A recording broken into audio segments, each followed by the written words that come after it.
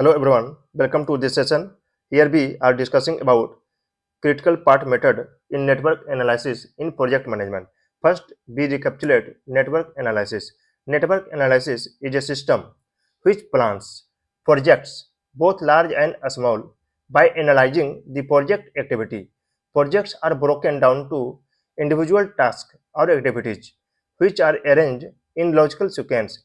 It is also decided as which task will be performed simultaneously and which others sequentially. A network diagram is constructed which presents visually the relationship between all the activities involved. Time, cost, and other resources are allocated to different activities. Network analysis helps designing, planning, coordinating, controlling, and in decision making in order to accomplish the project economically in the minimum available time with the limited available resources. तो network analysis और critical part method को हम लोग कुछ example से यहाँ पर हम लोग देखते हैं। क्रिटिकल पार्ट मेथड को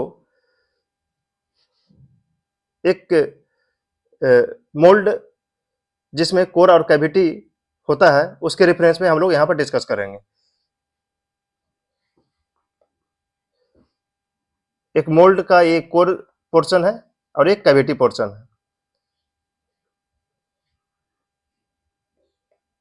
इसका डेप्थ हम लोग 50 mm कंसिडर करते हैं। तो इसका जो कोर का जो हाइट होगा यहाँ से यहाँ 50 mm होगा। This is cavity part and this is core part. अब इस मोल्ड का हम लोग को 100 क्वांटिटी 100 क्वांटिटी मैन्युफैक्चरिंग करना है। तो इस मोल्ड का 100 क्वांटिटी को मैन्युफैक्चरिंग करने में कितना टाइम लगेगा, इसको हम लोग क्रिटिकल पार्ट मेथड के थ्रू हम लोग निकालेंगे, अभी एनालिसिस करेंगे। तो इस मोल्ड जिसमें कोर और कैविटी है को बनाने के लिए पहले रॉ मटेरियल चाहिए। तो रॉ मटेरियल पहले परचेज करना पड़ेगा। तो रॉ मटेरियल परचेज करने के पहले हम लोग प्लान करेंगे, कॉस्टिंग का एनालाइसिंग करेंगे, कितना कॉस्ट लगेगा। उसके बाद ऑर्डर प्लेस करेंगे। ऑर्डर प्लेस करने के बाद ये रॉ मटेरियल मेरा रिसीव्ड होगा। तो रॉ मटेरियल परचेज के पहले ये सब सारा हमको करना पड़ा, प्लान किए, कॉस्टिंग किए, ऑर्डर प्लेस किए, फिर रिसीव हुआ। तो ये सारा एक एक्टिविटी हो गया, रॉ मटेरियल परचेज करना। ठीक है, एक्टिविटी 1। एक्टिविटी ए, कोर और कैविटी दोनों का रॉ मटेरियल का हम लोग प्लान कर दिए, कॉस्टिंग कर दिए, ऑर्डर प्लेस किए और रिसीव हो गया। अब इसके बाद कोर और कैविटी का हम लोग को मैन्युफैक्चरिंग करना है। अब कोर पार्ट को हम लोग एनालिसिस करते हैं। कोर पार्ट मटेरियल मेरा अपना इंडस्ट्री में आ गया। अब इस कोर पार्ट में क्या क्या मशीनिंग होगा, अब उसको हम लोग एनालिसिस कर लेते हैं। मिलिंग होगा, ग्राइंडिंग होगा,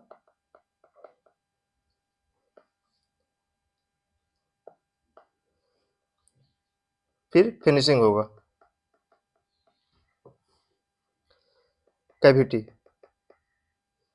कैविटी पार्ट मिलिंग होगा, जस्ट यहां पर एजम्पशन कर रहे हैं। ग्राइंडिंग होगा, बोरिंग प्रोसेस होगा जिसमें होल बनेगा, फिर फिनिशिंग होगा, फिर फाइनल जो होगा हम लोग का असेंबली।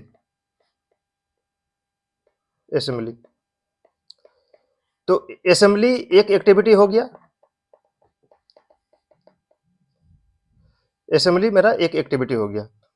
अब इसमें कोर पार्ट में मिलिंग एक एक्टिविटी हो गया, ग्राइंडिंग एक एक्टिविटी हो गया, फिनिशिंग एक एक्टिविटी हो गया।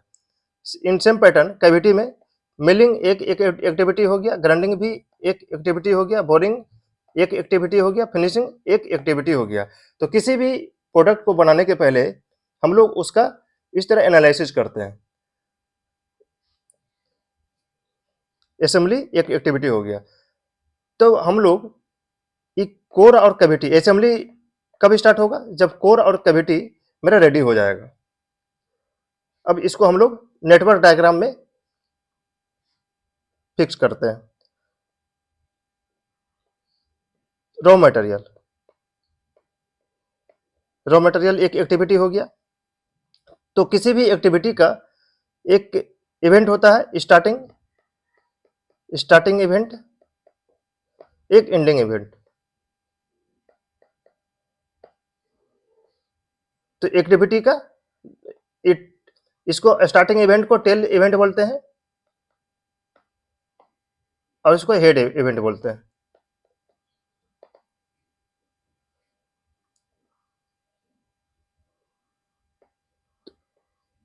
तो कोर और कैविटी बनाने का हम लोग नेटवर्क डायग्राम बनाते हैं। इधर हम लोग कैविटी पार्ट को लेते हैं, ये रॉ मटेरियल परचेज करने का एक्टिविटी हो गया। उसके बाद हम लोग मशीनिंग स्टार्ट कर दिए, ये कोर पोर्शन का हो गया। अब कैविटी बनाने में यहाँ पर 1 2 3 4 एक्टिविटी इन्वॉल्व है, और कोर बनाने में 1 2 3 एक्टिविटी इन्वॉल्व है। तो कैविटी में हम लोग 4 एक्टिविटी है, तो 1 2 3 एंड 4 एक्टिविटी हो गया। इसमें 3 एक्टिविटी है, 1 2 एंड 3 एक्टिविटी हो गया। फिर फाइनल एक्टिविटी मेरा फिनिशिंग हो गया, असेंबली, असेंबली एंड पैकेजिंग, ये एक्टिविटी हो गया। अब हम लोग यहाँ पर क्रिटिकल पार्ट मेथड में क्या होता है, प्रत्येक एक्टिविटी का जो टाइम ड्यूरेशन रहता है वो हम लोग का नोन रहता है। वो एनालिसिस कर लेते हैं कि रॉ मटेरियल को परचेज करने में 5 दिन मेरा लग रहा है।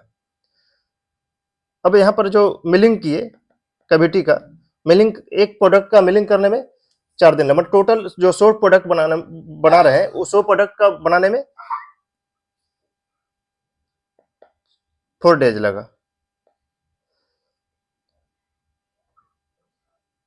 अब मिलिंग हो गया, ये ग्राइंडिंग हो गया, ग्राइंडिंग करने में 3 डेज लगा,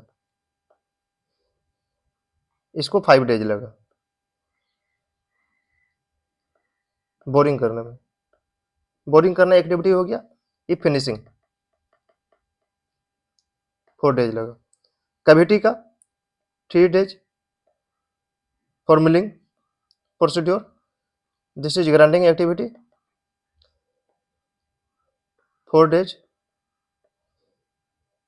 ये 3 डेज लगा। तो यहाँ पर हम लोग का एक्टिविटी का हम लोग कुछ नोमेनक्लेचर कर देते हैं, A B C D E F G H I, मतलब बी एक्टिविटी मतलब कैविटी पोर्शन का मिलिंग हो रहा है। अब यहाँ पर रॉ मटेरियल मेरा इस पोजीशन पर आ गया। अब यहाँ से कैविटी पार्ट का हम लोग मशीनिंग शुरू किए, और सेम टाइम में इधर कोर पार्ट का हम लोग मशीनिंग शुरू किए। इधर कैविटी भी का प्रोडक्शन हो रहा है, इधर कोर का भी मशीनिंग चल रहा है। अब यहाँ पर 2 पाथ बन गया, एक इधर से पार्ट बन गया, एक पाथ इधर से बन गया। ठीक है, प्रोजेक्ट यहाँ स्टार्ट हुआ, प्रोजेक्ट असेंबली यहाँ पर खत्म हो रहा है। तो पाथ 1 को हम लोग यहाँ पर कंसिडर करते हैं। तो A B C D E and I. तो पाथ 1 का जो टाइम कैलकुलेशन हम लोग करते हैं, 5 एक्टिविटी का टाइम, ए एक्टिविटी का टाइम हो गया कंप्लीटेशन का 5 डेज, बी एक्टिविटी का 4 डेज, प्लस सी का 3 डेज, सी का 3 डेज, पाथ 1 का हम लोग ले रहे हैं, सी डी का 5 डेज, ई का 4 डेज, आई का यहाँ पर कंसिडर करते हैं 4 days plus 4 days, 9 12 17 21 25 days. 25 days मेरा एक पाथ 1 में लगा 100 प्रोडक्ट्स को बनाने में, कैविटी को बनाने में। पार्ट 2 ए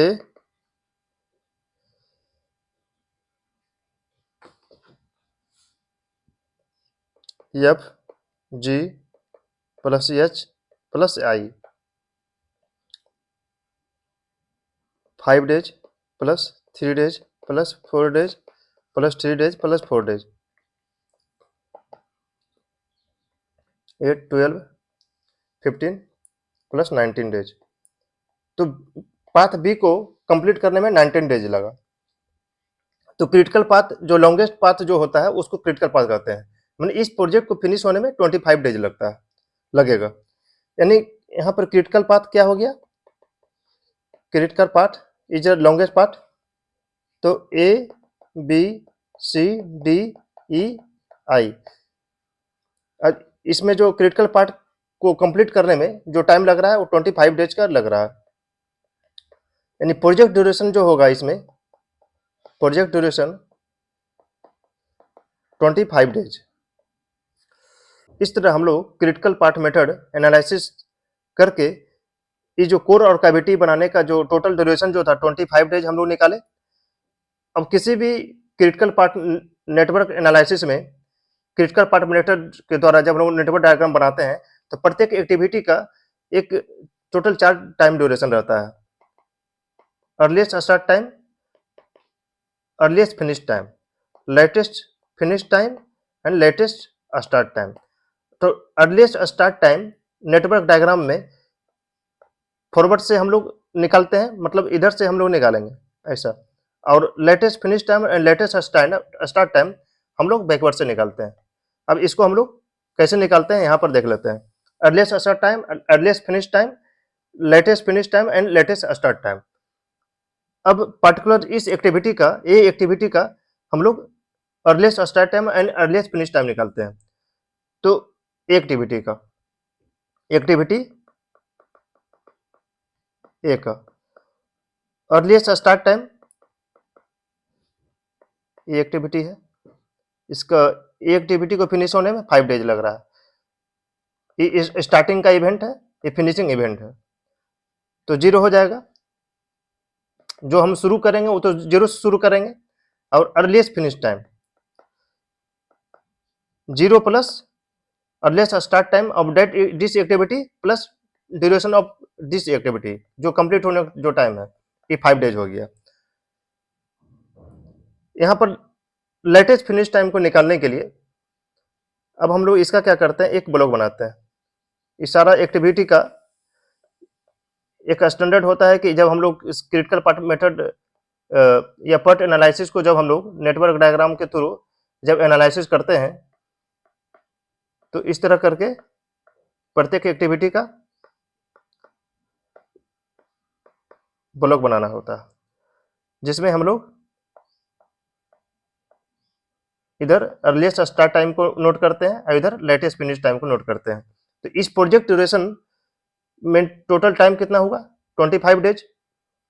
यानी इसका लेटेस्ट फिनिश टाइम, जो लास्ट जो एक्टिविटी हो रहा है, ये 25 डेज हो जाएगा। लेटेस्ट फिनिश मतलब जो लास्ट वाला जो टाइम जो रहेगा वो 25 डेज हो जाएगा। तो यहाँ पर 25 डेज कर दिए। अब अर्लीस्ट स्टार्ट टाइम प्रत्येक इवेंट का, एक्टिविटी का ये जो इवेंट है उसको यहाँ पर किए, इसका 5 हो गया। और इसका कितना हो जाएगा, इस एक्टिविटी का, सी एक्टिविटी का earliest start time 5 + 4 9, D activity का 9 + 3 12। और ई एक्टिविटी का भी स्टार्ट होगा, ये 12 एक्टिविटी, सी एक्टिविटी मेरा यहाँ पर खत्म हो रहा है। उसके बाद डी एक्टिविटी, ई एक्टिविटी कब स्टार्ट होगा, जब डी एक्टिविटी मेरा खत्म होगा। डी एक्टिविटी कब खत्म हो रहा है, 12 + 5 17 डेज। 17 डेज के बाद ये ई एक्टिविटी स्टार्ट हो जाएगा, 17 हो गया, 12 + 5। इन सेम पैटर्न ई एक्टिविटी का, आई एक्टिविटी कब स्टार्ट होगा, 17 + 4 to 21।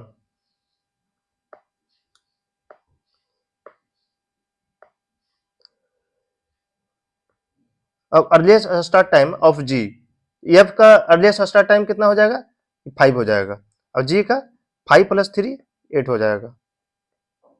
मतलब जी एक्टिविटी कब स्टार्ट हो रहा है, जब एफ एक्टिविटी मेरा खत्म होगा, एफ एक्टिविटी खत्म होगा उसके बाद ही जी मेरा स्टार्ट होगा। तो एफ एक्टिविटी खत्म कब हो रहा है, एंड कब हो रहा है, 5 + 3 डेज, ठीक है, 8 डेज में खत्म हो रहा है। और जैसे ही 8 डेज खत्म हुआ जी एक्टिविटी मेरा स्टार्ट हो जाएगा। अब एच एक्टिविटी मेरा कब स्टार्ट होगा, जब जी एक्टिविटी मेरा खत्म होगा। जी एक्टिविटी कब खत्म होगा, 8 + 4 12, ठीक है। अब हम लेटेस्ट फिनिश टाइम, अब आई एक्टिविटी में को हम यहाँ पर देखते हैं 21 + 4 25, ठीक है। तो यहाँ पर जो लेटेस्ट फिनिश टाइम जो हम लोग निकालेंगे, मतलब जो फाइनल जो इवेंट है, फाइनल जो एक्टिविटी है कब खत्म हो रहा है, मतलब जो जो प्रोजेक्ट ड्यूरेशन है 25 डेज, 25 डेज में ये मेरा फाइनल एक्टिविटी मेरा खत्म हो रहा है। तो लेटेस्ट फिनिश टाइम जो होगा आई एक्टिविटी का 25 डेज हो जाएगा, ठीक है। अब ई एक्टिविटी का लेटेस्ट फिनिश टाइम कितना होगा, 25 - 4। अब ये बैकवर्ड से हम लोग चलेंगे, अर्लीस्ट स्टार्ट टाइम और अर्लीस्ट फिनिश टाइम को हम लोग फॉरवर्ड से हम लोग कैलकुलेट कर रहे थे। अब लेटेस्ट फिनिश टाइम और लेटेस्ट स्टार्ट टाइम हम लोग बैकवर्ड से इधर से हम लोग कंसिडर करेंगे, इधर से कैलकुलेट करेंगे। इसका जो latest finish time latest start time calculate करने का जो तरीका है मेरा बैकवर्ड से है। तो latest finish time of I activity 25 days हो गया, क्योंकि जो क्रिटिकल पार्ट मेथड का जो प्रोजेक्ट ड्यूरेशन जो मेरा निकला 25 डेज है, यानी इस प्रोजेक्ट को कंप्लीट होने के लिए 25 डेज लगा। मतलब जो फाइनल एक्टिविटी है वो 25 दिन में खत्म होगा, यानी 25 डेज आई एक्टिविटी का लेटेस्ट फिनिश टाइम हो गया। अब ई एक्टिविटी का लेटेस्ट फिनिश टाइम कितना होगा, 25 - 4 21। इन सेम पैटर्न डी एक्टिविटी का जो लेटेस्ट फिनिश टाइम होगा 21 - 5 तो 19 हो गया। नहीं 19, 21 - 5 16 हो जाएगा।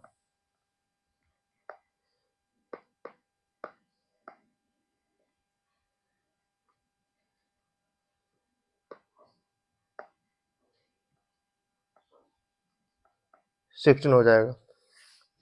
अब सी एक्टिविटी का लेटेस्ट फिनिश टाइम कितना होगा, सी एक्टिविटी का लेटेस्ट फिनिश 16 - 5 तो 11। In same pattern B activity का latest finish time 11 - 3 8 and A activity का लेटेस्ट फिनिश टाइम 8 - 4 4 हो जाएगा। अब एच एक्टिविटी का लेटेस्ट फिनिश टाइम कितना हो जाएगा, मेरा इस इवेंट का लेटेस्ट फिनिश टाइम 21 है, तो 21 - 21 - 3 18। अब एफ एक्टिविटी का लेटेस्ट फिनिश टाइम 18 - 4 14। तो इस तरह हम लोग अर्लीस्ट स्टार्ट टाइम और अर्लीस्ट फिनिश टाइम, अब किसी भी एक्टिविटी का अर्लीस्ट फिनिश टाइम कैसे निकाले, ए एक्टिविटी जो स्टार्टिंग में जो मेरा स्टार्ट हो रहा था इसका अर्लीस्ट स्टार्ट टाइम 0 हो रहा है, और ए एक्टिविटी का अर्लीस्ट फिनिश टाइम कितना होगा, अर्लीस्ट स्टार्ट टाइम प्लस इस एक्टिविटी का जो ड्यूरेशन होगा 5 हो रहा था। उसी तरह हम लोग लेटेस्ट फिनिश टाइम कैसे निकाल रहे हैं, बैकवर्ड से निकाल रहे हैं। यहाँ पर आई एक्टिविटी का लिए, आई एक्टिविटी का ये जो लास्ट वाला जो एक्टिविटी है लेटेस्ट फिनिश टाइम 25 डेज हो गया। तो इसका जो जो टेल इवेंट है आई का, आई फिनिश इवेंट है, मतलब आई एक्टिविटी का ये टेल इवेंट हो गया, ये फिनिश इवेंट हो गया। तो ये 4 डेज लग रहा है, ये आई एक्टिविटी को कंप्लीट होने में 4 डेज लग रहा है। इसका लेटेस्ट फिनिश टाइम निकल गया, तो इसका अर्लीस्ट फिनिश टाइम जो निकलेगा 25 - 4, यानी हम लोग पीछे चल रहे हैं, ठीक है, 21 डेज। तो इसी तरह हम लोग सारे ऑल एक्टिविटी का जो अर्लीस्ट फिनिश टाइम एंड नहीं लेटेस्ट फिनिश टाइम और लेटेस्ट स्टार्ट टाइम कैसे निकालेंगे, बैकवर्ड से निकालेंगे,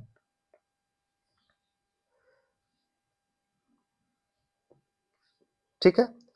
तो आई एक्टिविटी का हम लोग लेटेस्ट फिनिश टाइम मेरा यहाँ पर था 25 डेज, तो आई एक्टिविटी का लेटेस्ट स्टार्ट टाइम कितना हो जाएगा, latest start time latest start time हम लोग कितना निकाले 21 डेज, 21 डेज मतलब latest finish time minus activity duration. हम इन सेम पैटर्न यदि हम लोग ई का निकालते हैं, ई एक्टिविटी का ठीक है।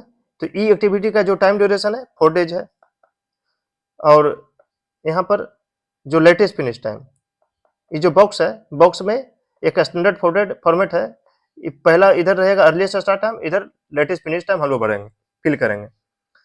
तो ई एक्टिविटी का जो लेटेस्ट फिनिश टाइम है 21 डेज है, और इसका टाइम ड्यूरेशन 4 डेज है। तो इसका अर्लीस्ट स्टार्ट टाइम कितना हो जाएगा, latest finish time of E activity minus duration of activity. तो ड्यूरेशन ऑफ एक्टिविटी कितना हो जाएगा, 4 डेज है, यानी 21 माइनस 4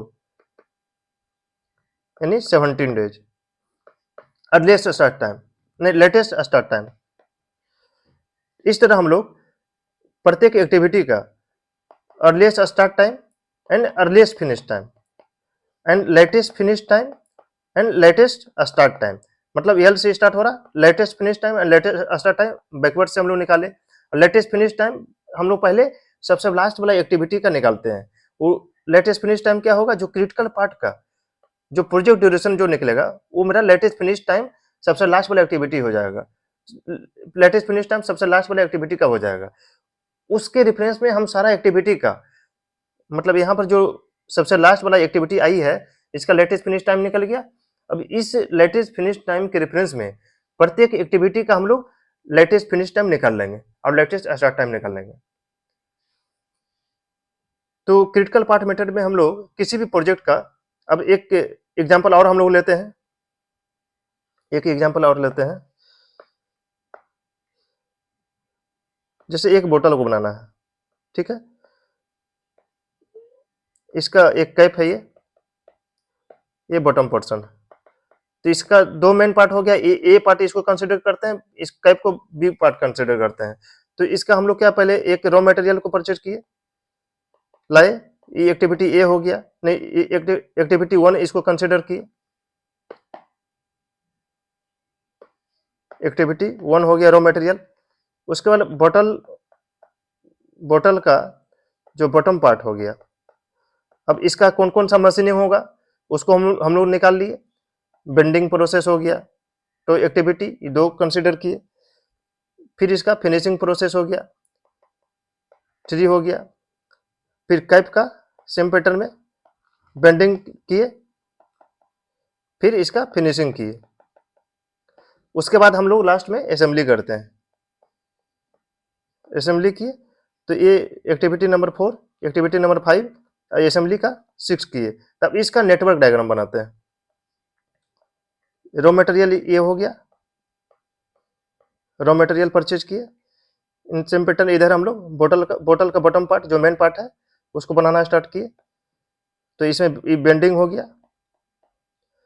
और ये फिनिशिंग हो गया, ठीक है, मतलब बोतल का बॉटम पार्ट फिनिश हो गया।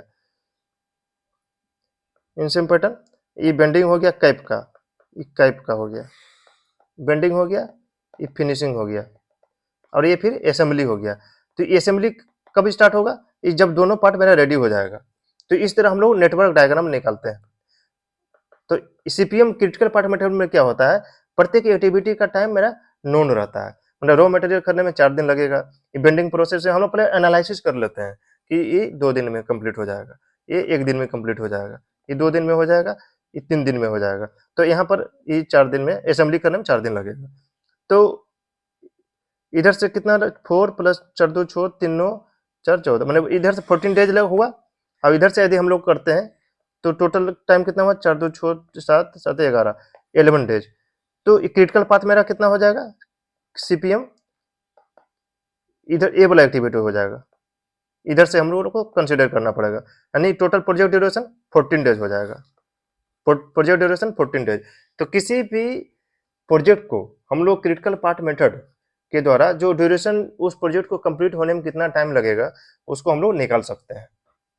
नेटवर्क डायग्राम बनाने का पर्पस भी हम लोग देख लिए क्या है, कि जैसे रॉ मटेरियल यहाँ पर कर दे और सेम टाइम में, मतलब यहाँ पर जो फ्रैक्शन में, जो यहाँ पर 4 दिन के बाद हम लोग कैप को बनाना स्टार्ट कर दिए और ये बॉटम पोर्शन को भी बनाना स्टार्ट कर दिए।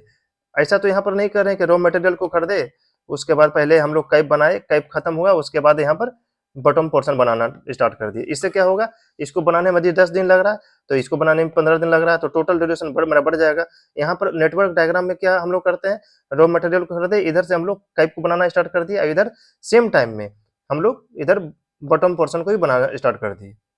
ठीक है, तो यहाँ पर एक एग्जाम्पल हम लोग लेते हैं क्रिटिकल पार्ट मेथड का। ठीक है, तो ये बॉक्स जो है इसमें earliest start time and latest finish time. A small engineering project consist of 6 activities. तो यहाँ पर 6 एक्टिविटीज है, A B C D E F and I with duration of 4-6। इसका जो ड्यूरेशन है 4-6 5 4 3 and 3। Draw the network diagram. तो इसका network diagram ये बना हुआ है। Draw mark the critical part and find total project duration, calculate EST EFT latest start time and latest finish time. तो इस एक्टिविटी का जो अर्लीस्ट स्टार्ट टाइम हो जाएगा 0 हो जाएगा, बी का अर्लीस्ट स्टार्ट टाइम 4 हो जाएगा, 0 + 4 4। सी एक्टिविटी का 10 हो जाएगा,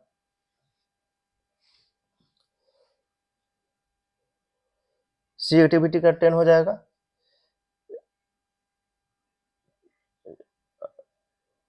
और एफ एक्टिविटी का जो अर्लीस्ट स्टार्ट टाइम जो होगा 10 + 5 15 हो जाएगा। और ये इसका जो ड्यूरेशन है 3 डेज, 3 के ऊपर लिखते हैं, तो ये 18 डेज हो गया इस इवेंट का। तो प्रत्येक एक्टिविटी का एक स्टार्टिंग इवेंट है, एक फिनिशिंग इवेंट है। स्टार्टिंग इवेंट को टेल इवेंट बोलते हैं और फिनिशिंग को हेड इवेंट बोलते हैं, टेल एंड हेड। ठीक है, तो अर्लीस्ट स्टार्ट टाइम हम लोग प्रत्येक एक्टिविटी का निकाल लिए। अब ई एक्टिविटी का अर्लीस्ट स्टार्ट टाइम कितना होगा, तो 4 + 4 8 हो जाएगा। अब यहाँ पर हम लोग अब 2 पाथ यहाँ पर हो रहा है, एक A B C and E F. तो A B C and E F में जो टाइम ड्यूरेशन कितना लग रहा है, 18 डेज लग रहा है। एंड यदि हम ए डी ई एफ को कंसिडर कर रहे हैं तो कितना टाइम लग रहा है, 8 8 10 14 डेज लग रहा है। ठीक है, यानी मेरा यदि इस पाथ को यदि हम लोग फॉलो करते हैं तो 18 डेज लग रहा है, और यदि इस पार्ट को फॉलो करते हैं तो 14 डेज लग रहा है। तो लॉन्गेस्ट पार्ट कौन सा हो गया, ए वाला पाथ हो गया, मतलब A B C and F. तो क्रिटिकल पाथ मेरा क्या हो गया, A B C and F. अब जो प्रोजेक्ट ड्यूरेशन कितना हो जाएगा, 18 डेज हो जाएगा, क्योंकि क्रिटिकल पार्ट को कंप्लीट करने में जो टाइम लगेगा वो मेरा प्रोजेक्ट ड्यूरेशन होगा। तो इसके कंसिडर मतलब यहाँ पर जो दिया हुआ है प्रॉब्लम, इसमें जो क्रिटिकल पार्ट हो जाएगा A B C and F and project duration हो जाएगा 18 डेज। अब इस तरह हम लोग लेटेस्ट फिनिश टाइम को अब हम लोग निकालते हैं। तो क्रिटिकल पार्ट को कंप्लीट करने में जो ड्यूरेशन जो हुआ वो लेटेस्ट फिनिश टाइम अब लास्ट एक्टिविटी हो जाएगा, तो 18 डेज हो गया। सी एक्टिविटी का लेटेस्ट फिनिश टाइम कितना हो जाएगा, 18 - 3 15 days. Last activity F activity का जो लेटेस्ट फिनिश टाइम जो होगा, ये जो लॉन्गेस्ट पाथ जो हो रहा है उसका जो टाइम रहेगा वो यहाँ पर लेटेस्ट फिनिश टाइम होगा।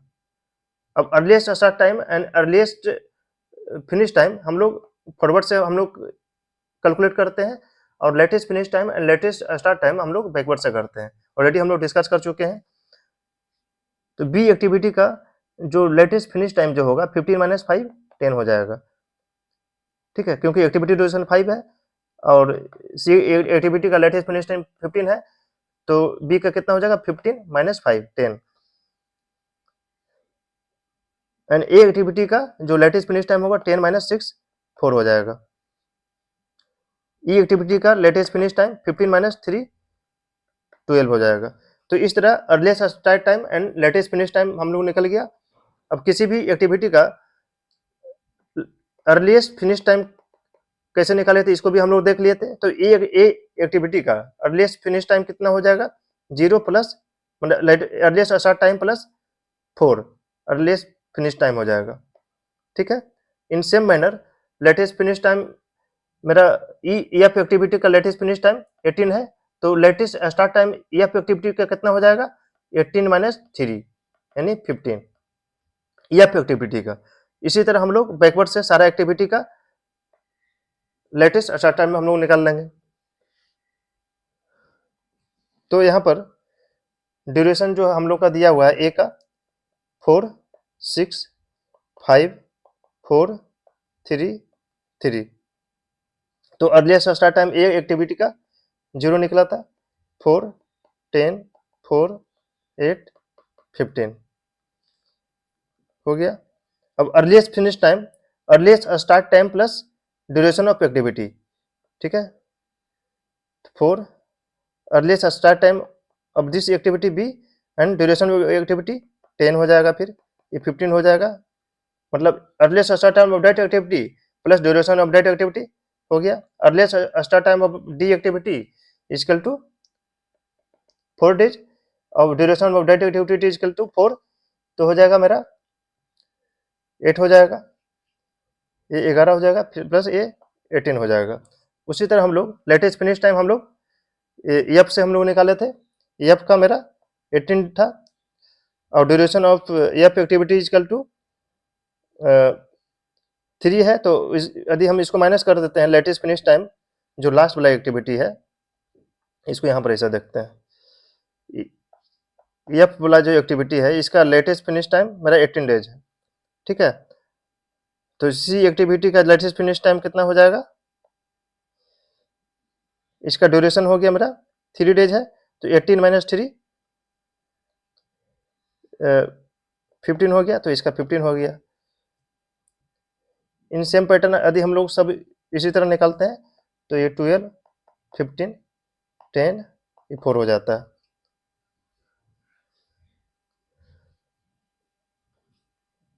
और latest start time same pattern में हम लोग निकाल लेते हैं। तो latest start time of F activity का कितना हो जाएगा, 18 माइनस 3 यानी 15 हो गया। लेटेस्ट स्टार्ट टाइम 15 हो गया।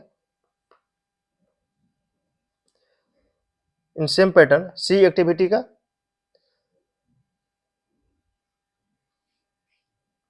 इसी तरह हम लोग सब निकाल लेंगे। Latest start time C activity का कितना हो जाएगा, सी एक्टिविटी का ड्यूरेशन 5 डेज है और लेटेस्ट फिनिश टाइम 15 डेज है, तो 15 माइनस 5 10 डेज हो जाएगा। सी एक्टिविटी का लेटेस्ट स्टार्ट टाइम हम लोग बैकवर्ड से कैलकुलेट कर रहे हैं। Earliest start time and earliest finish time हम लोग फॉरवर्ड कर से कैलकुलेट करते हैं, और लेटेस्ट फिनिश टाइम और लेटेस्ट स्टार्ट टाइम हम लोग बैकवर्ड से कर रहे हैं। नहीं, लेटेस्ट स्टार्ट टाइम को कैलकुलेट करने के लिए पहले हम लोग लेटेस्ट फिनिश टाइम हम लोग सब सारे एक्टिविटी का हम लोग कैलकुलेट कर लेंगे। तो इस तरह हम लोग का लेटेस्ट स्टार्ट टाइम सारा का निकलता है 12 8 10 4 एंड 0 निकल जाएगा। अब इसमें फ्लोट को हम लोग यहाँ पर देख लेते हैं।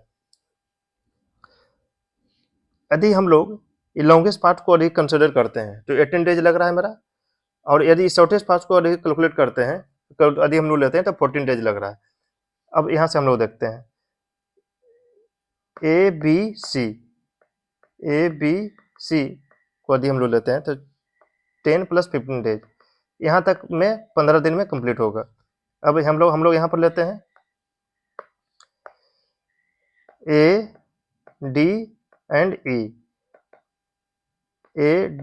ई 4 प्लस 8 11 डेज में कंप्लीट होता है। ये एक्टिविटी 11 डेज में कंप्लीट होता है यहाँ तक, यानी ये एक्टिविटी 15 डेज में यहाँ से यदि हम लोग स्टार्ट किए तो ये 15 दिन में कंप्लीट हुआ और ये 11 दिन में कंप्लीट हो गया। यानी 4 दिन जो है ये पहले मेरा कंप्लीट हो जा रहा है। यदि हम 4 दिन, अब यहाँ पर देखते हैं, यहाँ से यहाँ तक ये 15 दिन में कंप्लीट हो रहा है, और यहाँ से इधर से यहाँ तक आते हैं तो 11 दिन में कंप्लीट होता है। तो ये 4 दिन मेरा पहले कंप्लीट हो जा रहा है। ये प्रोजेक्ट मेरा इधर मशीनिंग चल रहा है, 15 दिन तक चलते रहेगा। ये अगला एक्टिविटी मेरा कब स्टार्ट होगा, जब ये मेरा ये खत्म नहीं हो जाएगा, ये दोनों मेरा एक्टिविटी खत्म नहीं हो जाएगा, कंप्लीट नहीं हो जाएगा। यानी ये 4 डेज जो होगा मेरा ये आइडल रह जाएगा। तो इसको जो आइडल जो टाइम है इसको हम लोग फ्लोट बोलते हैं। ये 4 days D activity and E activity यहाँ पर क्रिटिकल एक्टिविटी कौन सा हो गया, जो मेरा लॉन्गेस्ट पार्ट होगा वो क्रिटिकल पार्ट में जो एक्टिविटी जो हो रहा है उसको हम लोग क्रिटिकल एक्टिविटी बोलते हैं। अब बाकी जो ये जो डी और ई एक्टिविटी को हम लोग नॉन क्रिटिकल एक्टिविटी बोलेंगे। तो डी और ई एक्टिविटी को यदि हम 4 दिन डिले कर देते हैं तो उसे प्रोजेक्ट को ड्यूरेशन को कुछ फर्क नहीं पड़ेगा।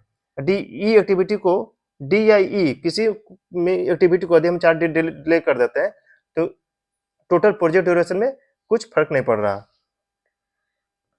क्योंकि A B and C activity को कंप्लीट होने में 15 डेज लग रहा है और A D and E activity को कंप्लीट होने में 11 डेज लग रहा है। तो 4 दिन मेरे इसके लिए बैलेंस हो जाता है। तो ये 4 दिन जो रहेगा कहलाएगा मेरा फ्लोट कहलाता है। तो total float non critical activity यहाँ पर कौन सा है, डी एंड ई। तो डी एंड ई का जो टोटल फ्लोट कितना हो जाएगा, 4 डेज। मतलब 4 दिन हम डिले करने का यहाँ पर प्रोबेबिलिटी दोनों का है। तो यहाँ पर टोटल फ्लोट मेरा किसका किसका होगा, सिर्फ डी एंड ई का होगा।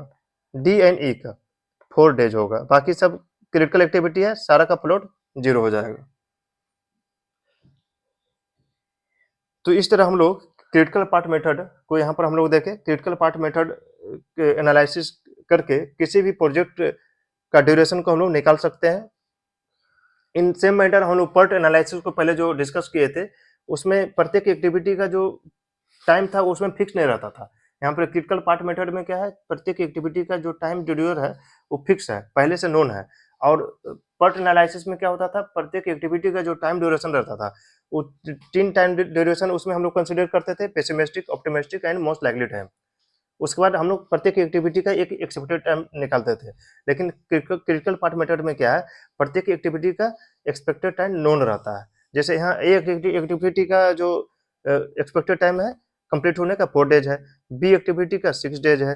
लेकिन पर्ट एनालिसिस में क्या था, नोन नहीं था, उसमें हम लोग गेस करते थे। उसमें गेस करने के लिए एक्सपेक्टेड टाइम निकालने के लिए pessimistic, optimistic and most likely time हम लोग कंसिडर करते थे। Thank you.